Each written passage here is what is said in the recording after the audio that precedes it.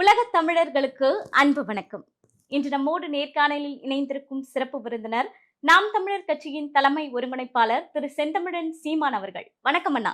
வணக்கம். நலமா இருக்கீங்களா? நலமா இருக்கேன் ஆனா, இயற்கைக்கான மாநாடு நடத்துனீங்க, சுற்றுச்சூழல் பாதுகாக்கணும் அப்படின்ற ஒரு நோக்கத்துடன்.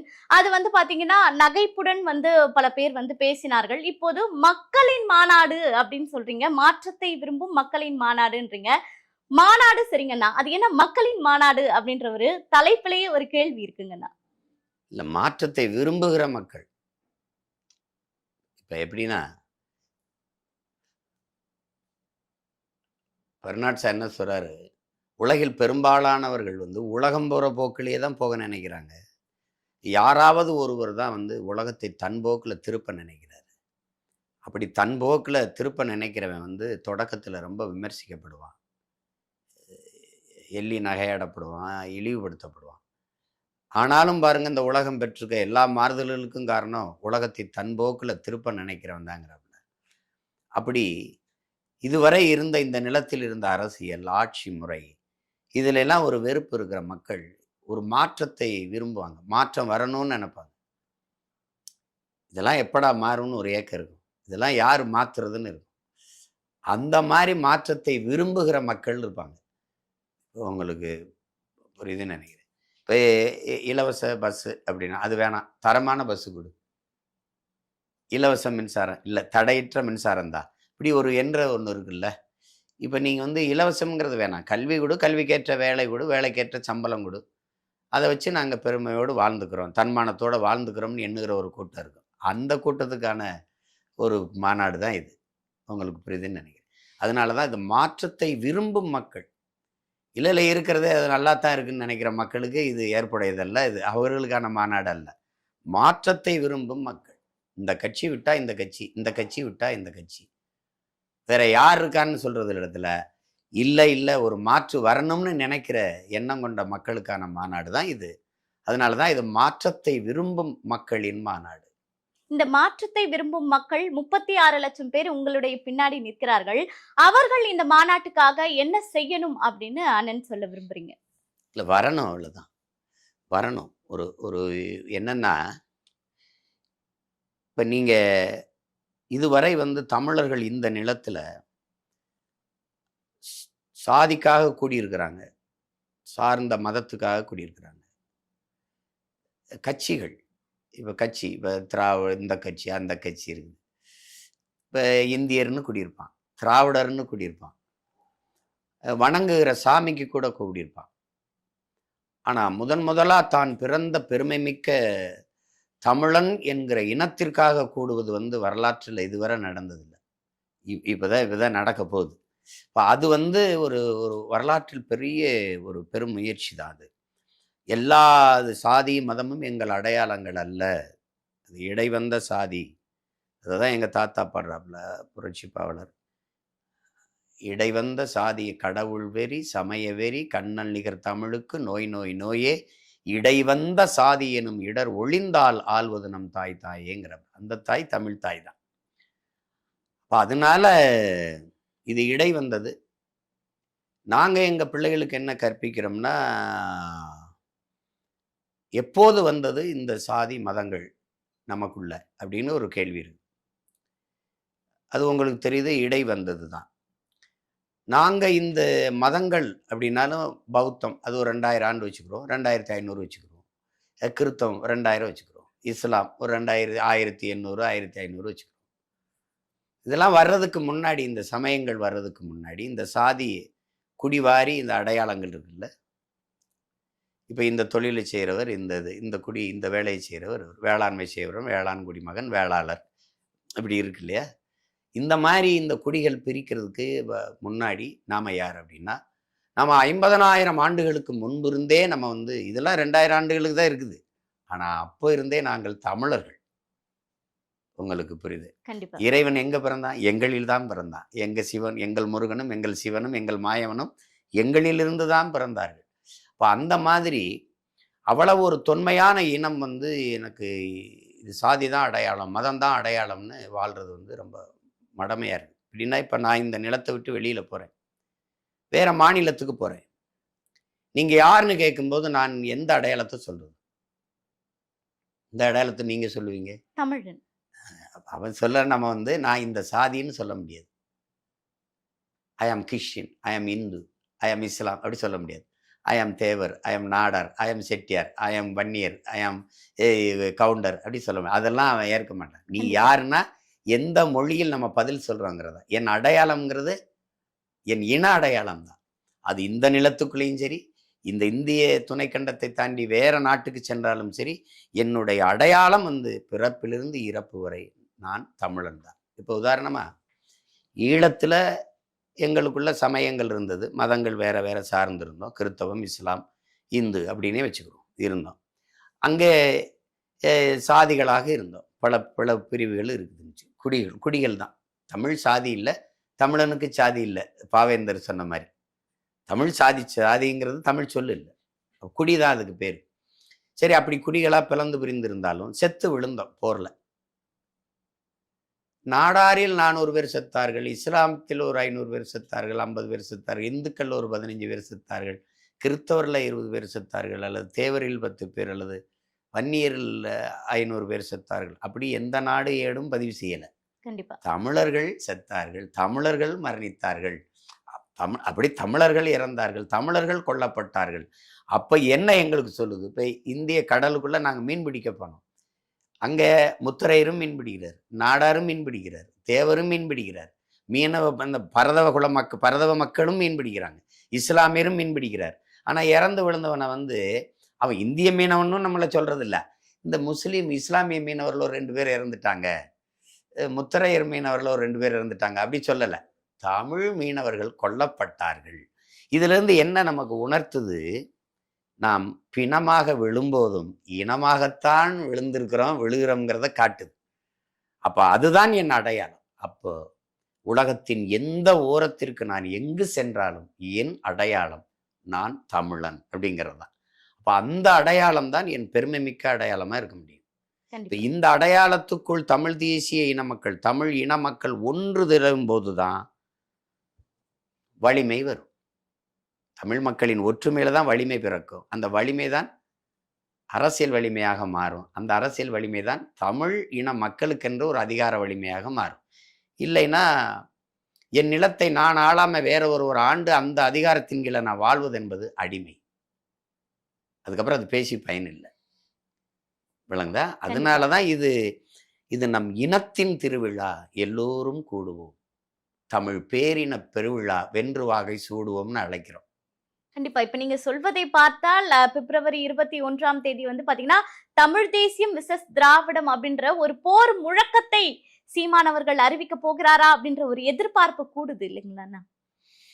இனிமே நாங்க அறிவிக்கல, அது அப்ப இருந்தே அறிவிச்சு நடக்குது. நாங்கள் அவர்கள் திராவிடர்கள்ங்கிறாங்க, நாங்க தமிழர்கள்ங்கிறோம். இது நான் சொல்லலை, எனக்கு முன்னாடி என் முன்னோர்கள் வைத்த அரசியல் தான். அது வெளிப்படையாகவே நாம் தமிழர்னு கட்சி வச்சு அரசியல் செய்தவர் தாத்தா சிபாய்த்தனார் அவர்கள்.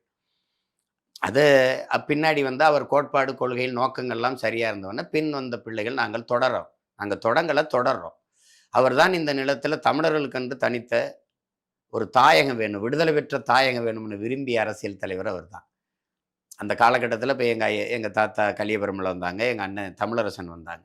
அவங்க வெவ்வேறு பாதைகளை தேர்வு செஞ்சாங்க. இவர் அறிவாயுதமேந்திய அரசியல் பாதையில் வந்தாப்புல, எங்கள் அண்ணன் இன்னொரு தாய் நிலத்தில் வேற பாதையை தேர்வு செய்தார். ஏன்னா அந்த இது அவருக்கு திணிக்கப்பட்டது. உங்களுக்கு புரியுதுன்னு நினைக்கிறேன். அவன் அங்கே எங்களுக்கு அடிமைப்படுத்தியவர்கள் அரசியல் அதிகாரத்தை பெற்றில்லை, ஆயுத வலிமையை வச்சு அடிமைப்படுத்தினால அப்போ அந்த ஆயுதத்தை எதிர்த்து அதே ஆயுதத்தை வச்சு தான் விடுதலை பெற முடியுங்கிற நிலைமைக்கு தள்ளப்பட்டுட்டோம். அதனால அந்த அரசியல் வேற. இப்போ அரசியல் என்பது ஆயுதமேந்திய கிளர்ச்சியாக தான் இருக்குன்னு. அரசியல் என்பது ரத்தம் சிந்தாத போர். போர் என்பது ரத்தம் சிந்தும் அரசியல். எங்கள் அண்ணன் செஞ்சது ரத்தம் சிந்த அரசியல், அவர் பிள்ளைகள் நாங்கள் செய்கிறது ரத்தம் சிந்தாத போர். அது நிலம் வேற, களம் வேற, காலம் வேற, நோக்கம் ஒன்று தான், இனத்தின் விடுதலை. அந்த அடிப்படையில் இது எங்கள் முன்னோர்கள் செய்தது, அதன் தொடர்ச்சி. அப்பவே வந்துருச்சு. எங்க தாத்தா சிங்கத்தின் குகைக்குள் சிறு நரிக்கு இடம் கொடுத்தோம், செந்தமிழ் நாட்டின் உரிமை இழந்தோம், பொங்கும் உணர்வில் எழும் தமிழ் அரசு போர் தொடங்கிட்டு கொட்டடா முரசுன்னாரு. அன்னைக்கே தொடங்கிருச்சு. உங்களுக்கு புரியுதுன்னு நினைக்கிறேன். சிங்கம் கண்டிப்பா. யாரு, சிறுநரி கூட்டம் யாருன்னு உங்களுக்கு தெரியும். அதனால அது இன்னைக்கு இல்ல, அது போர் நடந்துகிட்டு இருக்குது. அது தொடருது. இப்ப இப்ப கண்டிப்பாக கொஞ்சம் வலுவா தொடருது. கண்டிப்பாக மாற்றத்தை விரும்பும் மக்களின் அரசியல் அந்த மாநாட்டுல வந்து பாத்தீங்கன்னா சீமானவர்கள் மாற்றத்தை விரும்பும் மக்களை நோக்கி ஒரு மாநாடு நடத்துகிறார். இன்னொரு பக்கம் திரை கவர்ச்சி என்ற ஒரு புதிய ஒரு தேர்தலை நோக்கி பயணிப்பதற்காக ஒரு தலைவர் என்றாயிருக்காரு இல்லைங்களா? இதன் மூலயமாக இந்த மாற்றத்தை விரும்பும் மக்களின் மாநாட்டுல உங்களுக்கு இடையூறு வராதா அப்படின்ற இல்ல கேள்விகளும் இருக்கு அது இல்ல. இல்லையா? இப்ப மாற்றத்தை விரும்பும் அப்படிங்கிறதுல உங்களுக்கு இன்னும் நான் தெளிவுபடுத்துறேன். இப்போ ஒருவர் வந்து குடும்பத் தலைவிக்கு 1000ன்னு சொல்லுது ஒரு கட்சி. இன்னொரு கட்சி வந்து 2000ன்னு சொல்லுது. நம்ம கட்சி என்ன கேட்குது? இதுல இழக்கிற பணத்தை எங்கிருந்து எடுப்பீங்கன்னு கேட்குது. எங்க அம்மா 1000 கொடுங்கன்னு கேட்கல. 1000 பத்தல, இன்னும் 2000மா கொடுங்கன்னு கேட்கல. இப்போ எது கொடுக்குறீங்க? ஆனா என்னை படிப்பிக்கிற என் பிள்ளைகளை படிப்பிக்கிற ஆசிரியர் எனக்கு உரிய ஊதியம் கொடுன்னு கேட்குறாரு. சம வேலை வாங்குற சம சம்பளம் கொடு. பகுதி நேர ஆசிரியர் பணி நிரந்தரம் கொடு.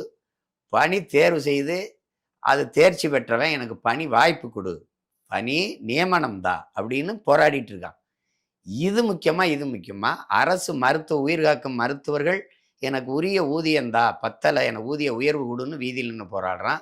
செவிலிய பெண்கள், சேவை செய்கிற செவிலிய பெண்கள் இருக்காங்கல்ல, செவிலி தாய்கள், அவங்க வீதியில் நிற்கிறாங்க. நர்ஸ், அவங்கள நீங்க கவனிக்கல.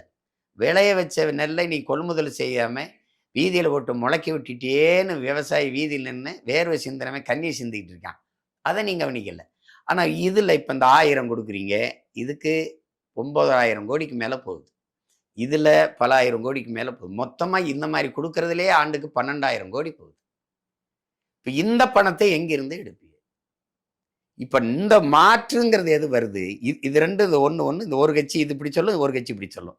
ஒரு கட்சி பெண்களுக்கு இலவச பஸ்ங்கிறோம், ஒரு கட்சி ஆணுக்கும் பெண்ணுக்கும் இலவசம்ங்கும். இப்ப இந்த கட்சி ஒண்ணு கேக்குது, நாம் தமிழர்னு ஒரு கட்சி கேக்குது, இந்த ஓட்டுநருக்கு சம்பளம் எங்கேருந்து கொடுப்ப, இந்த நடத்துனருக்கு சம்பளம் எங்கேருந்து கொடுப்ப, இந்த பேருந்துக்கு எரிபொருளை எந்த காசுல நிரப்புவ, இந்த சீரமைக்கிற பணி எங்கே செய்வ, புதிய பேருந்துல யார் காசுல வாங்குவ, இலவசம், நீ இலவசம்னே இந்த நாடங்களும் பேருந்தை ஓட்டினா ஏற்கனவே 1,00,000 கோடி இந்த போக்குவரத்து துறை கடன் இருக்கு. இதுல மொத்தமாவே இதை மூழ்கடிச்சுன்னு இந்த இலவசமா ஓட்டிகிட்டே இருந்தீங்கன்னா இது எங்க கொண்டு நிறுத்துவாயின்னு ஒரு கேள்வியை கேட்குது. உங்களுக்கு புரியுதா? நாங்க என்ன சொல்றோம்? பஸ்ஸை பேருந்தா நடத்து, நாங்க ஒரு நியாயமான கட்டணத்தை ஒரு அளவான கட்டணத்தை நாங்க கட்டுறோம். ஏன்னா இலவசம் என்றால் எதுவும் பொறுப்பற்று போகும். இப்ப தங்கச்சி, நான் மின்சார இலவசம்னு உங்களுக்கு கொடுத்துட்றேன். நீங்க தேவையில்லைன்னா அந்த சரியா நீங்க வீட்டை விட்டு போகும்போது இந்த விளக்கு அணைப்பியலா, தேவையில்லைன்னா அந்த குளிர்விட்டி அணைப்பியலா, தேவையில்லைன்னா உங்களுக்கு புரியுதுன்னு நினைக்கிறேன், மின்விசிறி அணைப்பியலா. மின்சாரம் இலவசம்னா தொலைக்காட்சி ஓடிக்கிட்டு இருக்கும், மின்விசிறி போய்கிட்டு இருக்கும், உங்களுக்கு குளிர்விட்டி ஓடிக்கிட்டு இருக்கும். ஏன்னா அதை பத்தி ஏன்னா இலவசம். அப்ப எது ஒன்றுமே இலவசம் போது பொறுப்பற்று போயிடும். நீங்க காசு கொடுத்து சாப்பிடும்போது அது தேவையானதே நீங்க சொல்லி ஒப்பந்தம் பண்ணி வாங்கி வர வச்சு சாப்பிடுவீங்க. இலவசமா சாப்பாடுன்னா நீங்க இலையில எவ்வளவு மிச்சம் வைப்பீங்க, எவ்வளவு கூட்டை ஒதுக்கி வைப்பீங்க, எவ்வளவு பொரியல் வைப்பீங்க. இதை இன்னொருத்தர் சாப்பாடுறத, அடுத்தவனுக்கு கிடைக்க வேண்டிய சாப்பாடை நீங்க வீணடிச்சு கீழே போட்டு போயிருவீங்க. இப்போ இது உங்களுக்கு புரியுதுன்னு நினைக்கிறேன். அப்போ இந்த இலவசம்னு நீங்க கொடுக்கறதை ஒரு நாடு இதை ஒரு நிர்வாகம்னு சொல்லுச்சுன்னா அதை எப்படி அறிவு சமூகம் ஏற்கும்? இப்படி கேள்வி எழுப்புறம் பத்தியில இதுதான் மாற்று. இப்ப நான் என்ன சொல்றேன், நீ 1000 கொடுக்கும்போது எங்க அம்மாவுக்கு ஒரு நாள் வருமானம் 30 ரூபாய் ஆகுது. நீ 2000 கொடுக்கும்போது ஒரு நாள் வருமானம் 60 ரூபாய் ஆகுது. நான் 300 ரூபா 400 ரூபா வீட்டில் இருந்தபடியே அங்கங்க அவங்க வாழ்விடங்களே என் தாய் தங்கையர் 1000 இல்லை, மாசம் 10,000 12,000 சம்பாரிச்சு கொள்வதற்கு நான் வேலை வாய்ப்பை ஏற்படுத்தி கொடுக்குறேன்றேன். அது நிரந்தர தீர்வுன்றேன். இந்த கையேந்திர இழிநிலையிலுமா தன்மானத்தோடு பெருமையோடு தலை நிமிர்ந்து வாழ்கிற வாழ்வுங்கிறோம். இப்ப இதுல மாறுதா? தரமான பேருந்து, நியாயமான கட்டணம். உங்களுக்கு புரியுதா? அப்போ ஏற்கனவே 1,00,000 கோடி கடன் இருக்கு. இப்படி ஒவ்வொரு துறையும் கடனா போய் 10,00,000 கோடி கடன் இருக்கு. வட்டியே 1,00,000 கோடி கட்டுனா 1,00,000 கோடி வட்டியே கட்டுறோம். எப்படி இருக்கு பாருங்க. இந்த வட்டி கட்டுற காசுக்கே நம்ம மக்களை நல்லா வாழ வச்சிடலாம். அவ்வளவு பிரச்சனை இருக்குது இப்போ. அதனால இது அந்த எண்ணத்தில் அங்க வந்து இதெல்லாம் மாறணும்னு என் மக்கள் நினைப்பாங்க. அந்த எண்ணம் கொண்ட மாற்று சிந்தனை மாறணும்னு சிந்தனை கொண்ட மக்களுக்கான மாநாடு தான் இதை நடத்துறோம். இதுல நீங்க வந்து இப்ப நீங்க இப்ப ஒரு என் தம்பி விஜய் வர்றாரு அப்படின்னா, இந்த அரசியல் 2யும் நீங்க இப்படி பார்க்கணும். எப்பவுமே ஒண்ணு, திரை கவர்ச்சி அரசியல் வந்து போக போக அப்படியே மங்கிரும். திரை கவர்ச்சி அரசியல் மங்கும். இன எழுச்சி அரசியல் எப்பவுமே பொங்கும். ஏன்னா ஒரு பிரச்சனைன்னா நீங்க என் மொழி அழிஞ்சிருச்சு, அந்த மொழி மீட்கப்படணும். ஏன்னா தமிழ் மீட்சியே தமிழர் எழுச்சி. தமிழ் வாழ்ந்தாதான் தமிழன். இப்ப தமிழ் வாழணும். இது தமிழ் வாழலைன்னா நான் வந்து சும்மா யாரோ உட்காந்து போற போக்கில் இப்ப வந்து நீங்க பாரசீக மொழியோடு சமஸ்கிருதம் கலந்து உருவான உருது, பாரசீக மொழியோடு சமஸ்கிருதம் கலந்து உருவான மொழி இந்தி, அப்படி கிடையாது. தமிழோடு சமஸ்கிருதம் கலந்து உருவான இந்த தென் மாநில மொழிகள் அப்படி கிடையாது. இது இறைவனால், எல்லா மொழிகளும் மனிதனால் பேசப்பட்டது. எங்கள் மொழி தமிழ் இறைவனால் பேசப்பட்டது. மணிநெற்றி உமிழ்ச்சங்கன் தளல் புரை சுடர் கடவுள் தந்த தமிழ்ங்கிறான். அவனுக்கு மந்திரம் என்ன? நிறைமொழி மாந்தர் மறைமொழி தானே மந்திரம் என்பங்கிறான். தமிழே மந்திரம்டா, வேற என்னடா மந்திரம் தேடுறாய்ங்கிறான். உங்களுக்கு எங்கள் இறை முருகன் பேசிய தமிழ், எங்கள் மாயோன் பேசிய தமிழ். ஏன்னா நீங்க எங்கள் சிவனுக்கு பாடிய அத்தனை நாயன்மார்களும் தமிழ்ல பாடியிருக்கா. ஆண்டாளுக்கு பாடிய பாசுரங்கள் எல்லாம் தமிழ் பாசுரங்கள். உங்களுக்கு ஆண்டாள் பாசுனது, பெருமாளுக்கு பாடிய பாசுரங்கள், ஆண்டாள் பாடிய பாசுரங்கள் எல்லாம் தமிழ். அப்படிங்கும்போது ஒரு இறைவன் பேசிய மொழி, இந்த மொழி வந்து ஆதி மொழி, ஒரு தொன்ம மொழி, நன்கு கட்டமைக்கப்பட்ட சீர் சந்தம் யாப்பு தொடை அசை சீர் என்று நன்கு கட்டமைக்கப்பட்ட ஒரு மொழி. அப்போ வந்து எம்மொழியின் துணையின்றி தனித்து இயங்கக்கூடிய உயர் தனிச்செம்மொழி. மற்ற மொழிகள் எல்லாம் புறமொழி துணை தேவைப்படும், எம்மொழி கிடையாது. இப்போ ஆங்கிலம் இருக்குன்னா 20 விழுக்காடு சொற்கள் அதுல நாங்க கொடுத்தது, அது 20 விழுக்காடு. அப்படி பல்வேறு மொழிகளின் தாயாக இருக்கிற மொழி தமிழ். உலகில் அவரவர் அவரோட தாய்மொழியில் பேசி கொண்டிருக்கிறார்கள். நாங்கள் அந்த மொழிகளின் தாய்மொழியில் பேசுகிறோம். இப்போ அப்படிப்பட்ட பெருமை மிக்க நன்கு ஒரு செழிப்பா ஒரு என்ன செறிவார்ந்த ஒரு இலக்கிய வளமை கொண்ட ஒரு மொழி தமிழ். இரண்டாவது, எல்லா சமயங்களுக்கும் இலக்கியம் வச்சிருக்கிறது தமிழ் தான். உமர் புரவழி எழுதிய சீரா புராணம் வந்து இஸ்லாமிய பெருமக்களுக்கு, வீரமாமுனிவர் ஜோசப் பெஸ்கி எழுதின அந்த வீரமாமுனிவர்கள் தேம்பாவணி கிறித்தவர்களுக்கு, நம்முடைய மூதாதை கம்பவர் பெருமான் எழுதிய அந்த கம்ப ராமாயணம் இந்த அந்த மக்களுக்கு, இப்படி எல்லா சமயங்களுக்கும் வந்து காப்பியம். இப்போ பௌத்தம்னா மணிமேகலை பௌத்த காப்பியமே. சிலப்பதிகாரம் எழுதியவன் சமண துறவி எங்கள் மூதாதை இளங்கோவடிகள். இப்போ எல்லா சமயங்களுக்கும் காப்பியம் வச்சிருக்கிற ஒரு மொழி எதுனா தமிழ் தான். கண்டிப்பா. அப்படிப்பட்ட மொழி அழிந்து விடக்கூடாது என்று எண்ணுகிறவன் எங்க கூட நிற்பான். கண்டிப்பாக. இப்ப என் இனம் பெருமைப்பட்ட வாழ்ந்த இனம், அந்த இனம் வந்து சிறுமைப்படக்கூடாது. வரலாற்றில் எனக்கென்று ஒரு பெருமை இருக்கு, எனக்கென்று ஒரு மாண்பு இருக்கு.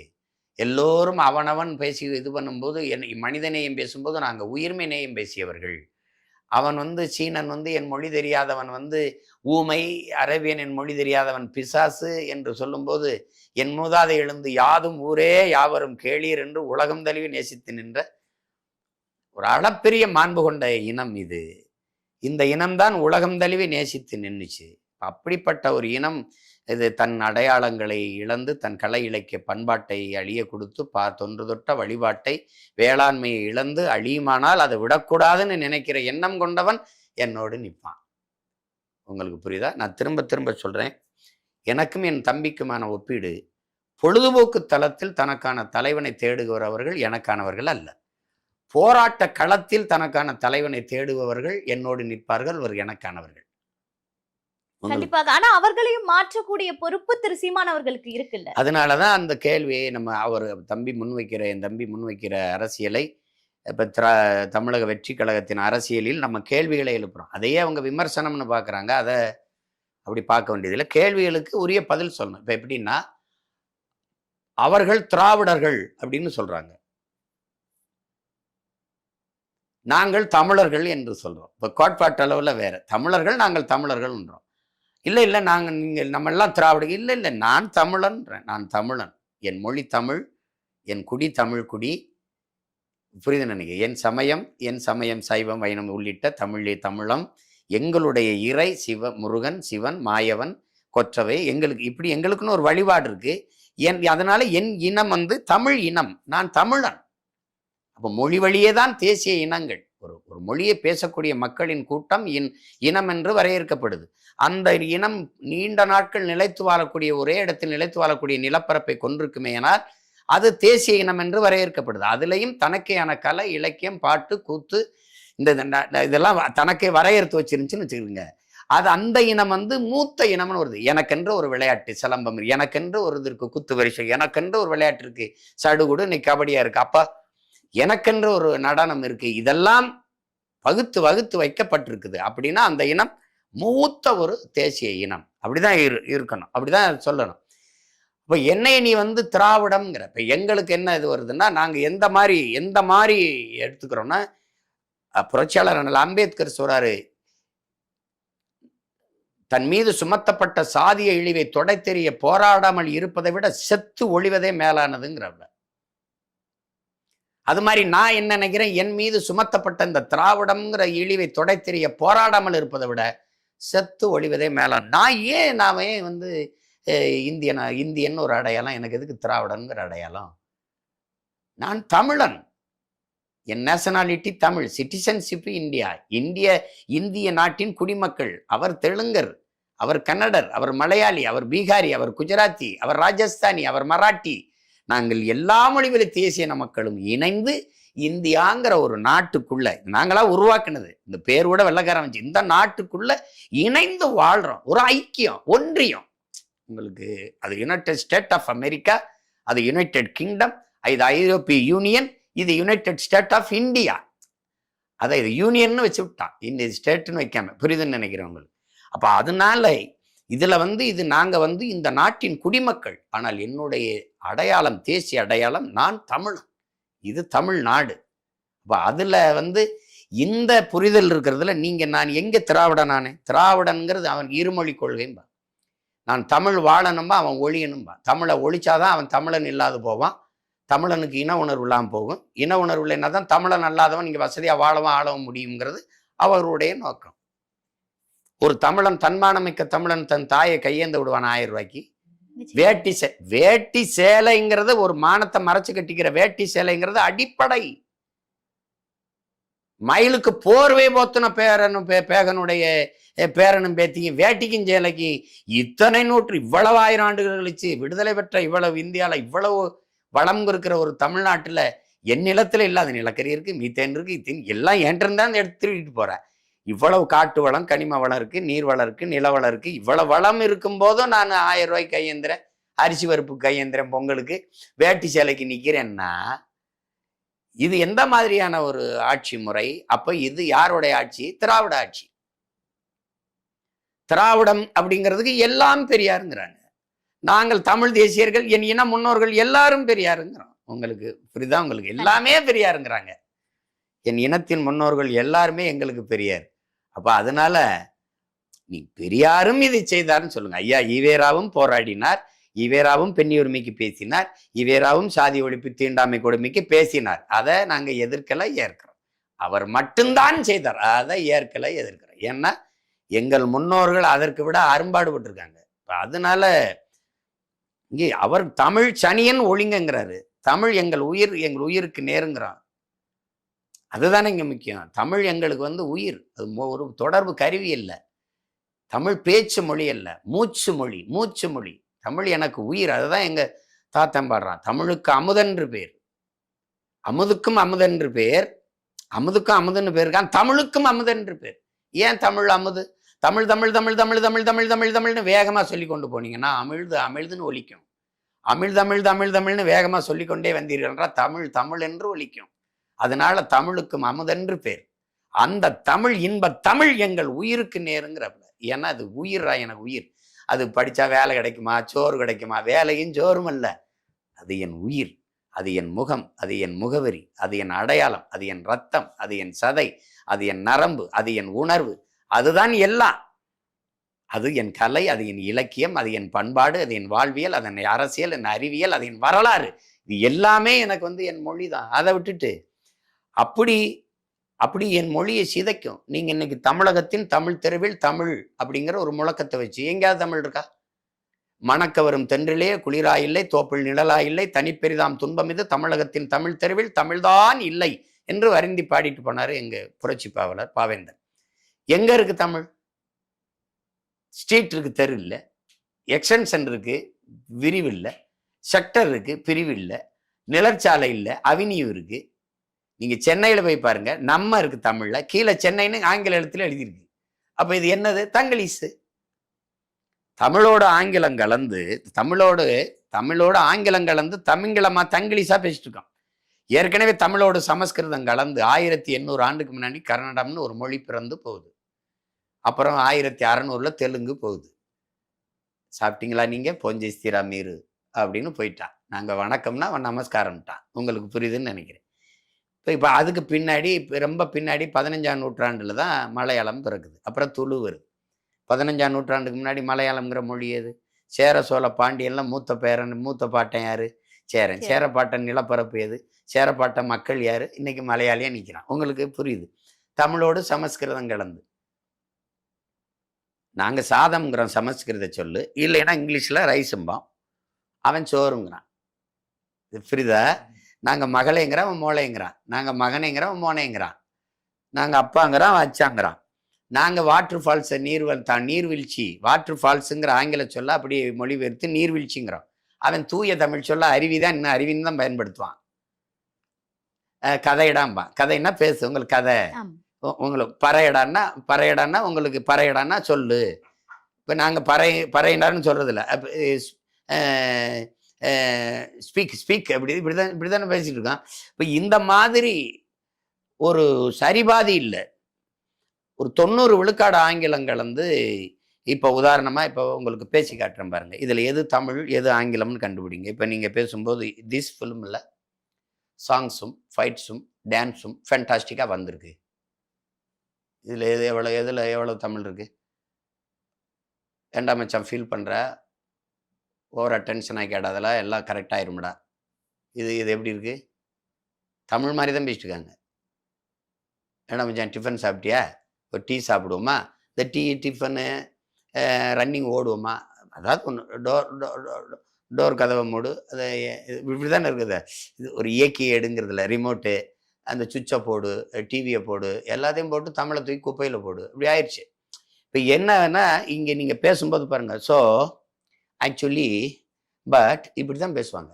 அந்த வார்த்தைகளை போடாமல் அடுத்த வார்த்தை வராது. நீங்கள் தமிழர்கள் பேசும்போதுக்கு பாருங்கள், என்ன பேசுறோம்னே தெரியாமல் பேசுவாங்க. இறைமகன் இயேசு, தந்தையே இவர்களை மன்னிச்சிருங்க, அவன் என்ன செய்யறனே தெரியாமல் செஞ்சுக்கிட்டு இருக்காங்கன்னு அவரை அடித்து கொல்லும்போது அவர் சொல்றாப்ல.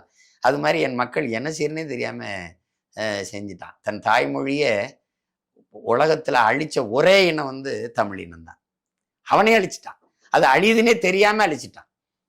அப்போ அந்த நிலையில நாங்கள் எங்க முன்னோர்கள், எங்க தாத்தா தேவனைய பாவானார் இப்ப சொல்றாரு, தமிழ் மீட்சியே தமிழர் எழுச்சிங்கிறவங்க. தமிழ் மீட்சி வரணும்னா தமிழன் ஆட்சி வரணும்.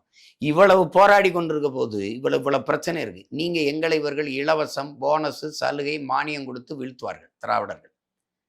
நாங்கள் இது பெற வேண்டிய ஏழ்மை வறுமையின் இல்லாம என் மக்களின் வாழ்க்கை தரத்தை உயர்த்தணும்னு நினைப்போம். இது தமிழ் தேசியம். உங்களுக்கு புரியுது நினைக்கிறேன்.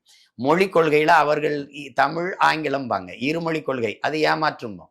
இந்தியர்கள் மும்மொழி கொள்கைம்பாங்க, இந்தியும் வரணும்பாங்க. அப்படி பார்த்தா சமஸ்கிருதம் வரணும்பாங்க. அது மும்மொழி கொள்கை, மோசடி கொள்கைம்பா தமிழ் தேசியர்கள். அப்ப எங்க மொழி கொள்கை என்ன? எனக்கு மட்டும் இல்ல, எல்லாருக்கும் கொள்கை மொழி ஒரே மொழி. எங்கள் உயிர் மொழி தமிழ். அவர்களுக்கு அவர்கள் மொழி ஆங்கிலம், இது கன்னடம், அவர்கள் மொழி தெலுங்கு, அவர்கள் மொழி மலையாளம், அவர்கள் மொழி மராட்டியம். இப்ப பாத்தீங்களா, அங்க பினராயி விஜயன் ஐயா என்னமோ பண்ணு, என் ஊர்ல மலையாளம் இருக்கணும், கன்னடம் என் ஊர்ல கன்னடம் இருக்கணும், மராட்டி ஹிந்திலாம் பேசினா இங்க தொலைச்சி போறோம், என் ஊர்ல மராட்டி இருக்கணும். இதுதான் சரி. அப்ப மொழிவழி தேசிய இனங்கள் அந்தந்த எதுக்கு பிரிக்கப்பட்டது இந்த நாட்டுல? மொழிவழியே மாநிலம் பிரிக்கப்படும் போது அவனுடைய மொழி, அவனுடைய கலை இலக்கியம், பண்பாடு, வழிபாடு, வரலாறு இதெல்லாம் பாதுகாத்து வைக்கப்படும். அதுக்காக தான் அவனுக்கே அதிகாரம். அதே இல்லைன்னா அப்புறம் எப்படி? ஆனால் இதையெல்லாம் திட்டமிட்டு சிதைப்பது எது? இந்த திராவிடம். உங்களுக்கு புரியுதுன்னு. அப்ப நாங்க உண்மையிலே உயிரை கொடுத்து இந்தியை எதிர்ப்போம், அது எதிர்க்கிற மாதிரி நடிக்கும். இப்ப இந்த இடத்துல தான் நாங்கள் திராவிட அரசியலோட மாறுபடுறோம். அது ஊழல் லஞ்சத்தில் ஊறி திளைக்கும். நாங்கள் உண்மை நேர்மையான நிர்வாகத்தை நிறுவ துடிப்போம். புரியுதா? அதுக்கு ஈழம்ங்கிறது ஒரு சொல், அது தொலைதூர தீவு, எங்களுக்கு எங்க இனத்தின் தாயக விடுதலை. உங்களுக்கு புரியுதா? இந்த திராவிடர் இந்தியர் இருவரும் எங்கள் தலைவரை தலைவராக ஏற்க மாட்டாங்க. அது பயங்கரவாதி தீவிரவாதின்னு பேசிட்டு இருப்பாங்க. நாங்கள் எங்க தலைவரை உலக பேரினத்தின் ஒப்பற்ற தலைவன் ஏற்போம். உங்களுக்கு புரியுது? ஏன்னா தன் உயிரை கொடுத்தேனும் என் இனத்திற்கென்று ஒரு தனித்த விடுதலை பெற்ற தாயகத்தை பெற்றுக் கொடுக்க வேண்டும். அதற்கு விலை தலையே ஆனாலும் தர தயாராக இருந்தவன் என் இன வரலாற்றில் ஒரே ஒரு மகன் தான். அது எங்கள் தலைவன் தான். அதை ஏற்க மாட்டார்கள். இப்ப தெரியுத தமிழ் தேசியத்துக்கும் திராவிடத்துக்கும் இந்த வேறுபாடு. இப்போ இதுல இந்த திராவிடமும் தமிழ் தேசியம் ஒண்ணு என்றால், இப்போ நாங்கள் மாவீரர் தினம் போற்றுவோம். ஏன்னா என் இன விடுதலைக்காக இன்னுயிரை இந்த ஈக மறவர்கள் வீர மறவர்கள் போற்றுவோம். இந்த திராவிடம் இந்தியம் போற்றுமா? போற்றாது. திராவிடம் போற்றுமா? போற்றாது. நாங்கள் எங்கள் தலைவரின் பிறந்த நாளை பேரெழுச்சியாக கொண்டாடுவோம், இன எழுச்சி நாளா கொண்டாடுவோம். அப்படி திராவிடம் போற்றுமா? போற்றாது. ஆனால் தமிழ் ஒழிக, தமிழ் சனியன், தமிழர்கள் காட்டுமிராண்டி சொன்னா ஐயா ஈவேராவை போற்றும். தமிழ் என் உயிர் என்று உயிர் நீத்த என் மறவர்களை, அந்த மொழி செத்துறக்கூடாது, என் இனம் செத்துறக்கூடாதுன்னு செத்த மறவர்களை போற்றாது. இப்ப ரெண்டுக்கு வேறுபாடு தெரியுதா? இதுல என் தம்பி இது கொஞ்சம் உதாரணம், இது நிறைய நேரம் பேசி கொண்டு போகலாம், நீண்ட பெரிய ஒரு இது. இப்ப இதுல இந்த இடத்துல இது ரெண்டும் ஒண்ணுன்னு சொல்றாப்புல. திராவிடமும் தமிழ் தேசியம் ஒண்ணுதான். இப்ப நான் இவர் கொஞ்ச நேரம் ஒரு 15-20 நிமிஷத்துல இது ரெண்டு எவ்வளவு வேறுபடுதுன்னு சொல்றேன். அப்படி என் தம்பியோ அல்லது அவருடைய அரசியல் இருக்கிற ஆட்களோ அல்லது அடுத்த கட்ட தலைவர்களோ திராவிடமும் தமிழ் தேசியம் ஒண்ணுதான் என்பதற்கு சான்றுகளோட நிறுவிட்டா அந்த தத்துவ நிலைப்பாட்டை நம்ம ஏற்கலாம். அப்ப முரண்படுது பார்த்தீங்களா? அப்ப இதனால இது எப்படி திராவிடம் தமிழ் தேசியம் ஒண்ணுன்னு கேட்கும்போது நீங்க கோவப்படக்கூடாது, விமர்சனமா பார்க்க கூடாது. எங்களை விமர்சிக்கிறார், எங்க விளக்கம் தான் சொல்லணும். புரியுதா? இன்னொன்னு, மாற்றத்தை விரும்பும் அரசியலை மக்கள் தேர்வு செய்கிறார்கள், திரு சீமானவர்களை அரியணையில் அமர வைக்கிறார்கள் என்றால், ஏற்கனவே உங்களுக்கு 9 லட்சம் கோடி என்ற ஒரு சுமையை திராவிட கட்சிகள் உங்கள் தலை மீது இறக்கி வைத்து விட்டு போகுது இல்லைங்களா? இந்த மாற்றத்தை நீங்கள் அமல்படுத்துவதற்கு இது ஒரு தடையாக இருக்குமே, இதை எப்படி சரிகட்ட போகிறார் சீமான் என்ற கேள்வியும் இருக்கு.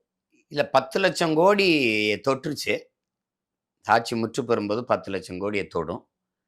இப்ப எங்களுக்கு 10 லட்சம் கோடி கடனை பற்றி கவலைப்படாத கட்சிகள் திராவிட கட்சிகள். மக்களின் மீது கண்ணுக்கு தெரியாது இந்த 10 லட்சம் கோடி யார் மீது சுமையாக ஏறும்? மக்கள். தம்பி அண்ணாமலை கூட கேட்கிறாப்புல, நீங்க பொங்கலுக்கு ஒரு குடும்ப அட்டைக்கு 3000 ரூபாய் கொடுக்குறீங்க, ஆனா 2 லட்சம் ரூபாய் அந்த அட்டை மேல கடன் இருக்கு. நல்லா விளங்குறீங்களா? அது அவர் சொல்றது அது உண்மைதான், அதை நீங்க ஏற்கணும். அப்ப 2 லட்சம் ரூபாய் நீங்களும் ஒரு கடங்காரி, நான் ஒரு கடங்காரன், அவர் ஒரு கடங்காரன், இவர் ஒரு கடங்காரன். என்ன ஏரியாம நீ பாட்டு கடனை வாங்கி நான் கேட்கலையே, கடன் வாங்கி எனக்கு 1000 ரூபாய் தானே, அதை நானே கடன் வாங்கிக்கிற மாட்டேன். உங்களுக்கு புரியுதா? நீ என்ன பண்ற, வாங்கி எப்படி இந்த இனிப்பு பசப்பு வார்த்தைகள் இருக்கு பார்த்தீங்களா? உனக்கு மாவரைக்கிற எந்திரம் தாரேன், மசாலா அரைக்கிற எந்திரம் தாரேன், உனக்கு மடிக்கணினி தாரேன், மிதிவண்டி தாரேன். இதெல்லாம் ஒரு குடும்பத்து தலைவன் தலைவி அவங்களே நிறைவேற்றி கொள்ளக்கூடிய வேட்டி சேலை வாங்கிக்கிறது. இதெல்லாம் அவர் ஒரு அடிப்படை தேவை. அதை நிறைவேற்றி கொள்கிற வசதி வாய்ப்பை கொடுக்கணும், வருவாய் பெருக்கத்தை கொடுக்கணும். அது ஆட்சி. அந்த நிறைவேற்றி கொள்ள முடியாத ஏழ்மை வறுமை நிலையிலே வைத்தே இருப்பது ஆட்சி இல்லது. அது கொடுமை, அது அது ஒழிக்கப்பட வேண்டிய கொடுமை. அது இப்ப அந்த மாதிரி ஆட்சி முறையை இது செய்யுது. இப்ப நம்ம எழுப்புகிற கேள்வி, நான் திரும்ப இந்த இடத்துல எழுப்புகிற கேள்வி, இந்த 10 லட்சம் கோடி கடனை பெற்று நிறைவேற்றிய ஒரு சிறந்த ஒரு நலத்திட்டம், முழுமை பெற்ற நலத்திட்டம். இப்ப இப்படி கேள்வி வைப்போம், 10 லட்சம் கோடி ஆக சிறந்த கல்வியை என் மக்களுக்கு ஏழை பணக்காரன் உயர்ந்தவன் தாழ்ந்தவன் என்று பாகுபாடு இல்லாம கொடுத்துட்டோம். அது சிற்றூர்ல இருக்கிறது, நகர்ப்புறத்துல இருக்கிறதுன்னு இல்லாம கிராமப்புற மாணவர்களுக்கும் நகர்ப்புறம் ஒரே மாதிரி கல்வி, ஒரே மாதிரி அருமையான கட்டட வசதி, கழிப்பறை, விளையாட்டுத்திடல், நீச்சல் குளம், அப்படி அருமையா கொண்டு வந்துட்டோம். அப்படி உலகத்தரத்துக்கு எப்படி தென்கொரியா போல, ஜப்பான் போல, ஹாங்காங் போல, சிங்கப்பூர் போல, ஹாங்காங் போல, ஃபின்லாந்து போல, இதான் உலகத்திலேயே முதல் 5 இடத்துல அது மாதிரி கொண்டு வந்துட்டேன். அப்படின்னா சரி பரவாயில்லப்பா, கடனை பெற்று படிக்க வச்சுட்டான், பிச்சை புயனும் கற்கன் என்றாங்கிற அவை, சரி அப்போ கொடுத்துட்டாங்கன்னு இருக்கு. இல்லை, நாட்டின் முதல் குடிமகனுக்கு கிடைக்கிற மருத்துவம் கடைகோடி மகனுக்கும் கிடைக்க செய்யறதுதான் சரியான ஜனநாயகம், மக்களாட்சி. அப்படி ஏதாவது இருக்கா? இல்லை. இந்த நாட்டில் அதிகாரத்தில் இருக்கிறவர்கள் செல்வந்தர்கள் உடல்நிலை சரியில்லைன்னா அப்பலோ, எம்ஜி ராமச்சந்திரா, காவிரி இதெல்லாம் இவங்க படுத்ததுனால புகழ் பெற்றுச்சு. இந்த மருத்துவமனைக்கு போயிடுறாங்க. ஆனால் அப்போ அரசு மருத்துவமனைன்னு இருக்குது. அப்போ அது பல ஆயிரம் கோடி அதுக்குன்னு ஒதுக்குது. அதுலேயே இவர்கள் படுத்து மருத்துவம் செய்து கொள்வதில்லை. ஏன்னா தரம் இல்லை. அப்போ தரமில்லாத மருத்துவம் யாருக்கு போகுது? மக்களுக்கு. அப்போ இது எங்கே மக்களுக்கான ஆட்சி இருக்கு? மக்களின் நலன் சார்ந்த ஆட்சி இருக்கு. அப்போ நீங்கள் நல்லா கவனிச்சுக்கணும். அப்போ தரமான மருத்துவத்தை ஏழைக்கொன்று பணக்காரனு கொன்று இல்லாது சரியாக சமமாக இந்த அரசு கொடுத்துருச்சுன்னா இந்த கடன்ல ஒரு நியாயம் இருக்கு. நல்ல சாலை, பயணிக்க சரியான சாலை, நல்ல போக்குவரத்து, இப்படி போய்கிட்டு இருக்கும்போது சர்க்கரம் கலண்டு ஓடின பத்திரிகையில் செய்தி அந்த மாதிரி இல்லாமல், புரியுதா உங்களுக்கு? ஒரு ஒரு ஒரு இது பண்ணோம், சீட்டு பெல்ட் போட்டு வண்டி ஓட்டணும், பேருந்து ஓட்டணும்னு. சீட் இல்லை அவருக்கு. ஒரு முக்காலியை போட்டு உட்காந்துக்கிட்டு ஒரு ஓட்டுநர் ஓட்டிகிட்டு போகிறாப்புல. அப்போ ஒரு தம்பி கீழே போடுறான், முதல்ல அவருக்கு சீட்டை கொடு, அப்புறம் சொல்லு பெல்ட்டை போட சொல்லி அப்படின்னு போட்டிருக்கான். நீங்கள் பார்த்துருக்கீங்க, பல பேருந்துகளில் முன்பக்க கண்ணாடி இருக்காது, பின்பக்க கதவு இருக்காது, இப்படி இருக்காது. பள்ளிக்கூடத்துக்கு போயிட்டு இருக்கும்போது அதில் இருந்த ஓட்டையில் ஒரு மாணவி கீழே விழுந்து சக்கரை ஏற்றி இறந்ததெல்லாம் இருக்குது. அந்த செய்தி நீங்கள் மறந்துருப்பிய. அது ரொம்ப கொடுமையான செய்திகள்லாம் இருக்குது. இப்போ மேலே பேருந்து ஓடிக்கிட்டு இருக்கு, மழை பெய்யுது. மழை பெய்யும் போது பேருந்துக்குள்ளே நிற்கிற நம்ம அம்மா அக்காலாம் கொடையை பிடிச்சிக்கிட்டு நின்னது இருக்குது. அந்த காட்சியெல்லாம் நான் தொகுத்து வேணா போடுவேன் பாருங்க. இப்போ போடுவேன், வச்சிருக்கேன் அதை. அப்போ அந்த மாதிரி இருக்கும்போது ஒரு நல்ல போக்குவரத்து, பேருந்து இல்லை, சாலை இல்லை, இதையெல்லாம் நிறைவேற்றி கொடுத்துருச்சு இந்த 10 லட்சம் கோடியில். அது இல்லை. சரி, அடுத்ததா எந்த இயக்கமும் மின்சாரம் இல்லாமல் இல்லை. அப்போ அந்த மின் உற்பத்திக்கு முழுக்க ஈடுபாடு எடுத்து அதில் தடையற்ற மின்சாரத்தை தன் நாட்டு குடிகளுக்கு கொடுத்துருச்சு. ஒரு நிமிடம் கூட மின்சாரம் துண்டிக்கப்படாமல் மின்சாரத்தை கொடுத்துருச்சு அப்படின்னா நீங்கள் பரவாயில்ல. அமெரிக்காவில் ஆல்வா எடிசன் பிறந்த நாள் அன்னைக்கு ஒரு 2 நிமிடம் மின்சாரத்தை துண்டிச்சிடறாங்க. அப்படியே அமெரிக்காவே இருளில் மூழ்கிடுது. இப்போ திடீர்னு 2 நிமிடங்கிறது மின்சாரம் வந்துடுது. மொத்த நாடும் வெளிச்சத்தில் மூழ்குது. அப்படியே வெளிச்சத்துக்கு வந்துடுது.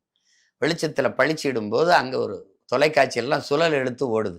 இப்படி இருளில் மூழ்கி கிடந்த உலகிற்கு மின்சாரத்தை கண்டுபிடித்து தந்த தாமஸ் ஆல்வா எடிசனின் பிறந்த நாள், அவர் நன்றியோடு நினைவு கூறுவோம் அப்படின்னு ஒரு சுழல் எழுத்து போகுது. அப்போ நான் என்ன சொன்னேன், நீங்கள்லாம் நன்றி கெட்டவர்கள். 2 நிமிடம்தான் தாமஸ் ஆல்வா எடிசனுக்கு நீங்கள் நன்றி செலுத்துறீங்க. நாங்கள் 24 மணி நேரத்தில் 20 மணி நேரம் நாங்கள் நன்றி செலுத்துகிறோம். புரியுதா எங்களுக்கு? 2 மணி நேரம் தான் நீங்கள் நம்புறீங்க. நம்புங்க, நம்பலாம் நம்புங்க. அம்மையார் ஜெயலலிதா ஆட்சியில் எங்கள் ஊருக்கெல்லாம் மின்சாரம் 2 மணி நேரம் தான், சிற்றூர்களுக்கு. இதில் இலவச மின்சாரம்னு நீங்கள் வேளாண்மைக்கு கொடுத்தீங்க. நல்லா கவனிச்சுக்கிறீங்க. எங்கள் அப்பா மோட்டர் கோட்டையில் படுத்துருக்கிறாருன்னு வச்சுக்கிறீங்க. இப்போ மின்சாரம் வந்துருச்சு, 2 மணி நேரம் தான். போட்டு கடன்னு ஓடி போய் அது வயலில் போய் கொஞ்சம் தூரம் ஓடினோன்னே நின்றும், 2 மணி நேரம் நின்றும். அப்புறம் அடுத்த நாள் தான் 2 மணி நேரம் வரும். இப்படி நான் கூட சொன்னேன், அவங்க 2 விரலை காட்டினது நீங்கள் ரெட்டலைன்னு நினச்சிட்டீங்க. 2 மணி நேரம் தான் மின்சாரம்னு சொல்லியிருக்காங்க, நம்ம தான் தவறாக புரிஞ்சுக்கிட்டோம். அப்போது தடையற்ற மின்சாரம் கொடுக்கறதுக்கு இந்த நாடு முயற்சிக்கலை.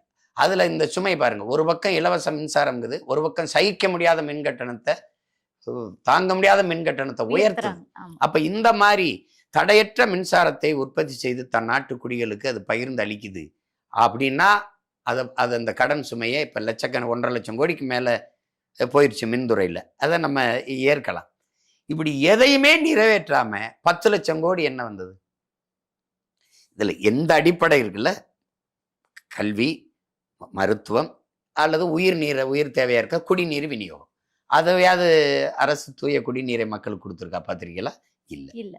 அப்போ என்ன கொடுத்துருக்கு? இல்லை படித்தவர்களுக்கெல்லாம் வேலை வாய்ப்பை பெருக்கி எதுவுமே கிடையாது. எல்லாருமே ஊதிய உயர்வு கேட்டு நிற்கிறான். தூய்மை பள்ளி பணியாளர் நிற்கிறான், செவிலிய பெண்கள் நிற்கிறாங்க. ஒரு வேளாண் குடிமக்கள் விளைய வச்ச நெல்லை ஒரு சேமிப்பு கிடங்கு கட்டி அதை வாங்கி கொள்முதல் செஞ்சு சேமிக்க முடியுமா? முடியாதா? ஆனால் நீங்கள் டாஸ்மார்க் சரக்கை எப்படி குளிரூட்டப்பட்ட அறையில் அவ்வளவு அழகா அடுக்கி வச்சு அதுக்கு கண்காணிப்பு கருவி, சிசிடிவி கேமரா வச்சு 2 காவலர்களை காவலுக்கு போட்டு காவல் காக்குறீங்க. ஆனா உயிர் குடிக்காம இருக்க முடியுமே? இந்த சோறு உணவு இல்லாமல் எப்படி இருக்க முடியும்? ஆனா அந்த உணவுப் பொருளை நீ வீதியில போட்டு முளைக்க வச்சு நாசமாக்குறியே, இந்த ஆட்சி முறை எப்படி எடுத்துக்கிறது? அப்ப இந்த இடத்துல இந்த 10,00,000 கோடியை நீங்க என்ன செய்தீர்கள் என்று வெள்ளை அறிக்கை இந்த ஆட்சியாளர்கள் எதுல முதலீடு செய்தீர்கள், எதுல செலவு செய்தீர்கள் என்று சொல்ல முடியுமானா சொல்ல முடியாது. அப்ப நீங்க எப்படி நீங்க 10,00,000 கோடியை திருப்பி கட்டுவீங்க அப்படின்னா, ஏற்கனவே ஆட்சியில இருந்தவர்கள் அதிகாரத்தில் இருந்த ஒரு பட்டியல் நம்மகிட்ட வந்துருது. புரியுதா? ஆமா. இவர்கள் எவ்வளவு எவ்வளவு லட்சங்கள், ஆயிரங்கள், கோடிகள் கொள்ளையடிச்சு வச்சிருக்காங்கிறது நமக்கு தெரிய வந்துருது. அப்போ எங்க போச்சோ இந்த பணம், அங்கிருந்து எடுத்து கட்டிட வேண்டியதான். உங்களுக்கு புரியுதா? கண்டிப்பா. புரியுது. என்ன தம்பி, நீ எங்க வச்சிருக்க, யார்கிட்ட இருக்கோ அவன்கிட்ட எடுத்து கொடுக்க வேண்டியதுதான். இப்ப நான் கேட்ட எதையுமே நீ செய்யல. அப்ப இந்த பணத்தை வாங்கி என் மக்களுக்கு எதையுமே செய்யல.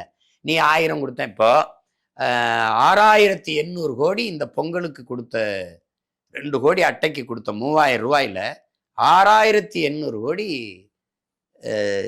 செலவாகுது. இந்த 6000 கோடி ஏற்கனவே 10,00,000 கோடியை தொடர கடன் இருக்கும்போது இந்த 6800 கோடி எங்கிருந்து வருது? அப்ப எப்படியாவது ஆட்சிக்கு வந்துருவோம், அதுக்கப்புறம் நாடு நாசமான நமக்கு என்ன அப்படி நினைக்கிறதான் பேராபத்து. அப்ப அதனால ஏற்கனவே ஆட்சியில இருந்தவங்க கொள்ளையடிச்சு வச்சு திருடி வச்சிருக்க காசை எடுத்து கட்டிட்டு போயிட வேண்டியதுதான். வேற மக்களின் மீது வரியை சுமத்தி அந்த காசை வட்டி கட்டுறது சரியா வராது. திரு சீமான் அவர்கள் இந்த மக்களின் மாநாட்டுல என்ன மாதிரியான அறிவிப்புகளை செய்ய போறார் அப்படின்ற ஒரு எதிர்பார்ப்புகள் இருக்கு. குறிப்பாக வேட்பாளர்கள் அறிவிப்பீங்களா? இன்னொன்னு, நான் ஆட்சிக்கு வந்தால் என்ன செய்வேன் அப்படின்றதை திரையிட்டு காட்டுவேன்னு ஒரு பத்திரிகையாளர் சந்திப்புல சொல்லியிருக்கீங்க. அது இந்த மாநாட்டுல சாத்தியமா அப்படின்ற ஒரு கேள்வியும் இருக்கு. இல்ல, மாநாட்டில் வேட்பாளர்களை அறிமுகம் செய்யறதுக்கே 1.5 மணி நேரத்துக்கு மேலே போயிடும். 2 மணி நேரத்துக்கிட்ட ஆயிரும். அதுக்கப்புறம் அதுக்கு பெரிய மற்ற கட்சிகள் போல வாழ்க ஒழிக புகழ்ந்து அதெல்லாம் இல்லை. வேட்பாளரே அறிமுகப்படுத்துவோம். எங்களுடைய அரசியல் எதற்காக நாங்கள் வந்தோம், ஏன் வந்தோம், எதை நோக்கி நாங்கள் போய்கிட்டு இருக்கோம். நாங்கள் பல முறையை சொல்லிட்டோம் என் மக்கள்கிட்ட.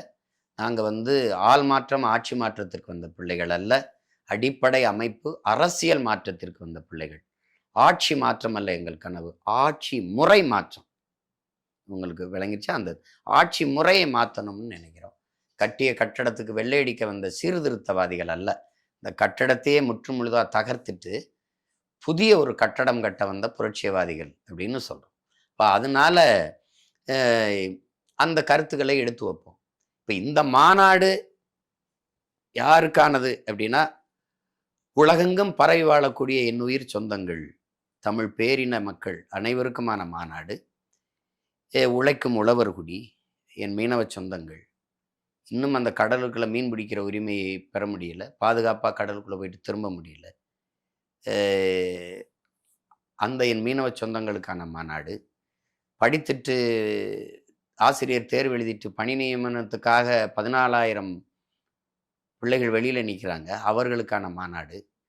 பகுதி நேர ஆசிரியர்கள் பணி நிரந்தரம் கேட்டு போராடுகிறார்கள், அவர்களுக்கான மாநாடு. பிறகு சம வேலை செய்கிறோம், சம ஊதியம் கொடுங்கன்னு கேட்கிறவர்களுக்கான மாநாடு. உயிர்காக்கும் மருத்துவர்கள் வீதியில் நிற்கிறாங்களே, அவர்களுக்கான மாநாடு.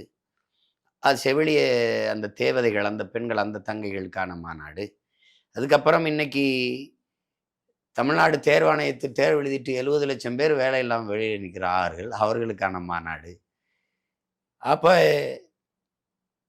விளைநிலங்களை எல்லாம் இந்த மாதிரி தொழிற்சாலை தொடங்குறோம்னு வலுக்கட்டாயமாக பறித்து பறிக்கிறார்கள்னு பதறாங்கல்ல வேளாண்குடி மக்கள், அவர்களுக்கான மாநாடு. நெசவாளர்கள், மூலப்பொருளான நூல் விலையேற்றம், மின்கட்டண விலை உயர்வு, சொத்து வரி உயர்வு, அதாவது கட்டட வாடகை உயர்வு, இதனால நெசவே இந்த தொழிலே அழிஞ்சு வீழ்ந்து போயிருக்கிற நெசவாள சொந்தங்களுக்கான மாநாடு. இப்போ ஆடு மாடு மேய்க்கிற என் அன்பு சொந்தங்கள் என் ஆத்தாளப்பன் மேய்ச்சல் நிலம் இல்லையேன்னு இன்னைக்கு ஆடு மாடுகளை வச்சிருந்து, இந்த கால்நடை எங்களுக்கு மிகப்பெரிய செல்வம். அது அப்போ அதுக்காக நானே மலையேறிலாம் மேய்ச்சேன். அவர்களுக்கான மாநாடு இது, அவர்களுக்கான மாநாடு. இப்போ நல்ல காற்று, தூய காற்று இல்லை சுவாசிக்க, கந்தக தூச சுவாசிக்கிறோம். அதனால நுரையீரல் தொற்று, புற்று, 100 மரணத்தில் 90 மரணம் புற்று மரணமாக இருக்குது. அது நல்ல குடிநீர், தூய குடிநீர் வேணும். நஞ்சில்லாத உணவு வேணும், பயணிக்க நல்ல பாதை வேணும், படிக்க நல்ல கல்வி வேணும், படித்தா வேலை வேணும், அதுக்கேற்ப சம்பளம் வேணும், அதை கொண்டு வாழ்கிற பெருமைமிக்க வாழ்வு வேணும், இப்போ பொருளாதார மேம்பாடு வேணும், வளர்ச்சி வேணும், அதுக்கப்புறம் பெண்களுக்கான உரிய பாதுகாப்பு இருக்கணும். இப்படியெல்லாம் நினைக்கிற என் மக்கள், அவர்களுக்கான மாநாடு இது. நாம் தமிழர் கட்சியின் மாநாடு அல்ல, நல்ல ஆட்சியை விரும்புகிற மக்களின் மாநாடு. சொல்லப்போனால் இது ஒட்டுமொத்த இந்த நாட்டின் குடிகளுக்கான மாநாடு. நல்ல ஆட்சி வரணும். இது இஸ்லாமியர்களுக்கு பாதுகாப்பு, கிறிஸ்தவர்களுக்கு பாதுகாப்பு, இந்துக்களுக்கு பாதுகாப்பு, அவர்களுக்கு இதெல்லாம் கிடையாது. இங்கே நாட்டை ஒட்டுமொத்த நாட்டுக்குமான பாதுகாப்பில் தான் இந்த நாட்டு குடிகளுக்கான பாதுகாப்பு இருக்குது. அதில் சிறுபான்மை மக்களுக்குன்னு ஒரு பாதுகாப்புன்னு பேசுவாங்க, அப்புறம் இவருக்கு பாதுகாப்புன்னு பேசுவாங்க. ஒட்டுமொத்தமான நாட்டு பாதுகாப்பு தான் நாட்டு மக்களுக்கு பாதுகாப்பு. அந்த மக்களுக்கான பாதுகாப்புல தான் எல்லாம் இருக்குது. அப்ப அது காடு, மலை, ஆறு, அருவி, மரம், செடி, கொடி எல்லாவற்றுக்குமான மாநாடு. ஏன்னா அரசியல் என்பது, எங்க அரசியல் எல்லா உயிர்களுக்கும், கட்சி எல்லா மக்களுக்கும், தலைமை அதிகாரம் எப்போதும் தமிழர்களுக்கு. ஏன்னா அது இந்த ஒரு நிலம்தான் இருக்கு. நான் திரும்ப திரும்ப சொல்லிட்டேன். நல்லாண்மை என்பது ஒருவருக்கு தான் பிறந்த இல்லாண்மையாக்கி கொள்ளல் என்று வள்ளுவ பெருமகனார் எங்கள் மறையில சொல்றாங்க. அதுல வீட்டையும் நாட்டையும் நீயே ஆள்ற மாதிரி பார்த்துக்காதான் நல்ல ஆண்மகனுக்கு அழகுங்கிறாரு. அதை தான் நாங்கள் செய்ய துடிக்கிறோம். இப்போ எங்க ஆட்சியில இப்போ நாங்கள் என்ன கேட்போம், திராவிட கட்சிகள் மாறி மாறி ஆண்டுருச்சு. என் அன்பு சொந்தங்கள்கிட்ட கேட்போம், இந்த திமுகவும் அதிமுகவும் வெவ்வேறு கட்சியான்னு கேட்போம். ரெண்டு பேருக்கு ஏதாவது கொள்கையில மாறுபாடு இருக்கா?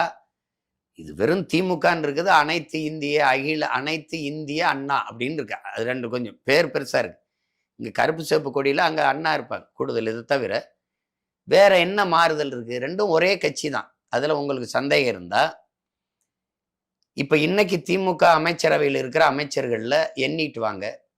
ஐயா ரகுபதி அதிமுகல இருந்து வந்தவர், ஐயா KKSSR அதிமுகல இருந்து வந்தவர், ஐயா கண்ணப்பன் அவர்கள் அதிமுகல இருந்து வந்தவர், ஐயா ஏவா வேலு அதிமுகலேருந்து வந்தவர், அன்பு தம்பி செந்தில் பாலாஜி அவர்கள் அதிமுகலேருந்து வந்தவர்.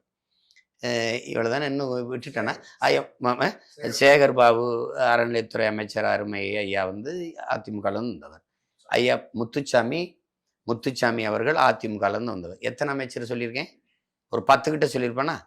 இப்போ 20-22 அமைச்சர்களில் பாதிக்கு அதிமுக அமைச்சர்கள். அப்ப இது ரெண்டு வெவ்வேறு கட்சின்னு என் மக்கள் நினைச்சா இது ஏமாற்றா இல்லையா? இப்ப கூட எங்க ஐயா வைத்திலிங்க ஐயா இந்த கட்சியில சேரும்போது தாய் கழகத்துக்கு திரும்பிட்டேங்கிறவள. தாய் கழகம் அது சேய் கழகம்னா, தாயை போல பிள்ளை நூலை போல சேலைங்கிறான். தாயே திருட்டு கூட்டமா இருந்தா அப்புறம் சேய் மட்டும் இப்படி நல்ல நேர்மையான கூட்டமா இருக்குமா? அதுவும் அப்படித்தான் இருக்கும்.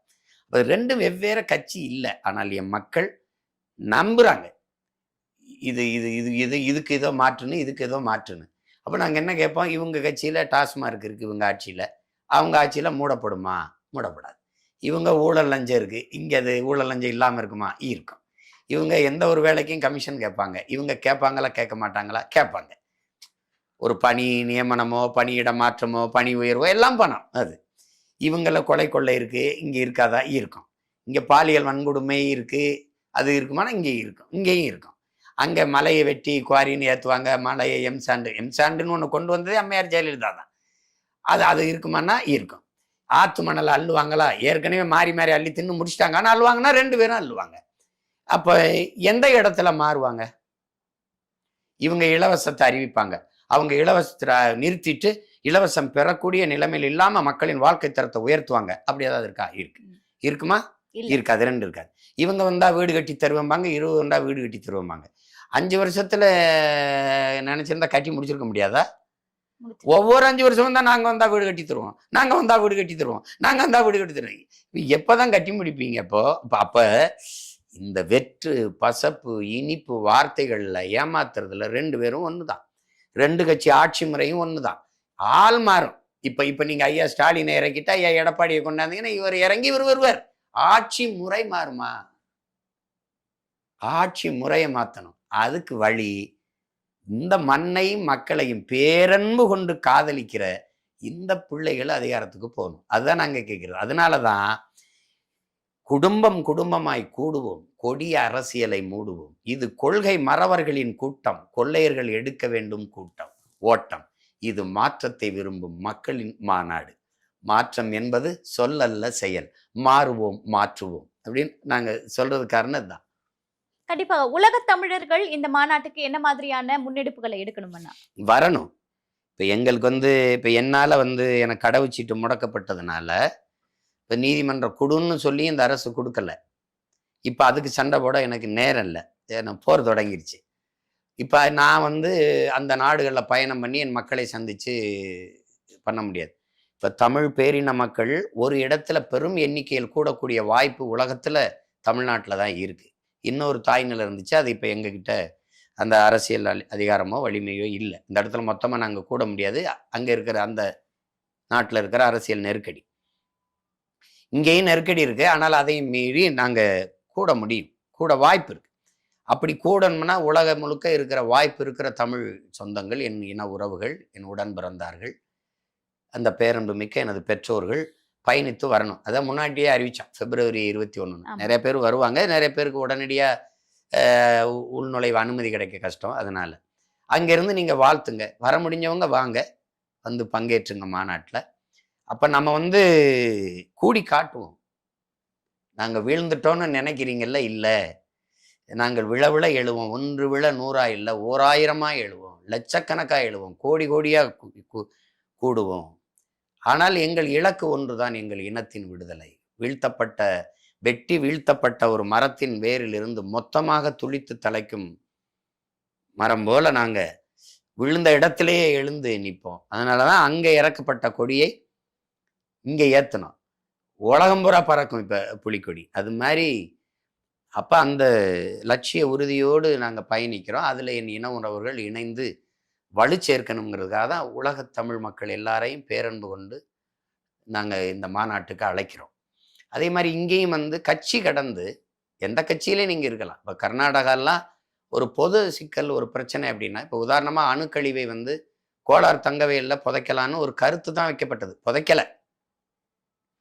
அந்த மாநிலத்தில் இருக்கிற மதச்சார்பற்ற ஜனதா தளம், பாரதிய ஜனதா, காங்கிரஸ், இந்த மாதிரி கட்சிகள் எல்லாம் தங்கள் கொடியை விட்டுட்டு கர்நாடக மாநில கொடி, அவர்கள் தேசிய கொடி, அவர்கள் மாநில தேசிய கொடி எடுத்துக்கிட்டு மொத்தமா மக்களை திரட்டி வீதியில போராடி அந்த அந்த எண்ணத்தை அப்படி கைவிட்டுருச்சு அரசு. ஏன்னா ஒருங்கிணைந்து, அப்போ ஒரு நாட்டுக்கு வீட்டு இனத்திற்கு பிரச்சனைன்னா ஒன்னா நிற்கிறான். அது மாதிரி இங்க ஒன்னா நிற்கணும். நீங்க எந்த கட்சியிலே இருங்க, ஆனால் இந்த மாநாட்டில் ஒன்று கூடி தமிழர்கள் நாங்கள் எங்கள் இனத்திற்கு ஒன்றென்றால் ஒன்றிணைந்து நிற்போம்னு காட்டுங்க. ஒரு தாய் வகுத்துல பிறந்த நாம ஒரே வீட்டில் இருப்போம். அப்புறம் பெரியவங்கள் ஆனதுக்கு அப்புறம் வசதிக்காக திருமணம் முடிச்சு வெவ்வேறு வீடுகளை தனித்தனியா போய் குடியேறுவோம். அது தவிர்க்க முடியாத ஒன்று.